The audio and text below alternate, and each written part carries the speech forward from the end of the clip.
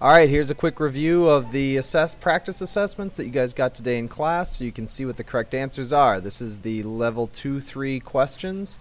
The first question, the answer to number 1, the independent variable in this case is the music. All of these could be considered controlled variables, things that would affect the outcome if you didn't keep them the same. On the second page, this is the one where we changed this, and in class I gave you the new scenario. The answer's here. The manipulated variable is the temperature, because up here you see that they changed the temperature. The problem statement needs to be in the form of what is the effect of blank on blank. In this case, what effect does the temperature have on the number of cells produced? And then what can you conclude based upon the data? B, there is an optimum temperature for cellular reproduction.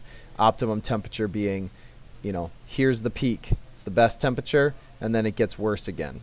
So there's a question just like this on tomorrow's test, so you should kind of notice what that means about optimum temperature. Fruit fly population, question number 6. The dependent variable, the thing that was measured, the number of flies. Which of the following is a hypothesis correctly written? This should be if, then, because. So they got to start with the word if, which all of these do.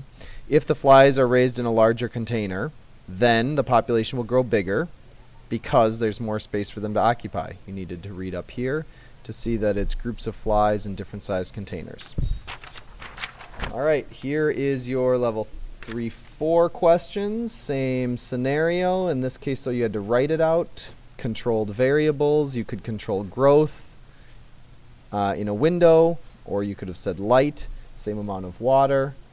Other things you could have said, same pot, same soil, things like that. The independent variable is classical music. The dependent variable is the number of tomatoes that were produced. A good problem statement. What effect does playing music have on plant growth?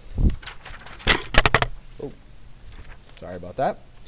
This one's a little bit tricky. We have 3 lines on a graph showing the way that a plant grows at 3 different temperatures. I asked you to make a new graph of a plant grown in a 4th situation, starting off at 73 degrees, ending at 85.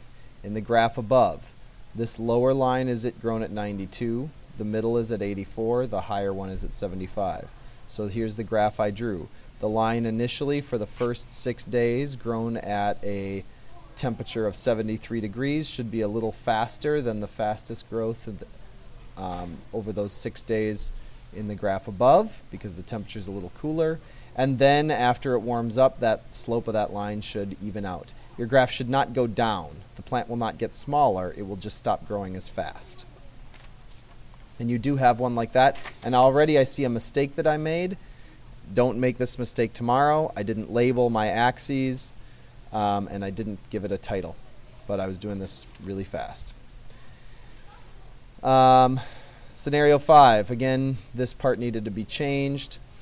First asked to list the variables that would be held constant. And these are the ones that were listed in the description, starting with the same number of cells, that it's 1 liter of nutrient broth, and there's 24 hours of growth. These are all things that were stable or constant.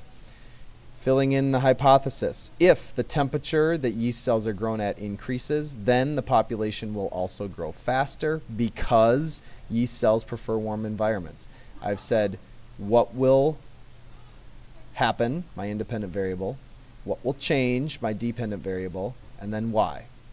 And then question number 7. What can I conclude based on the graph? Again, there's an optimum temperature. I went over that already. Oh. Last one. See if I can get this in under 5 minutes.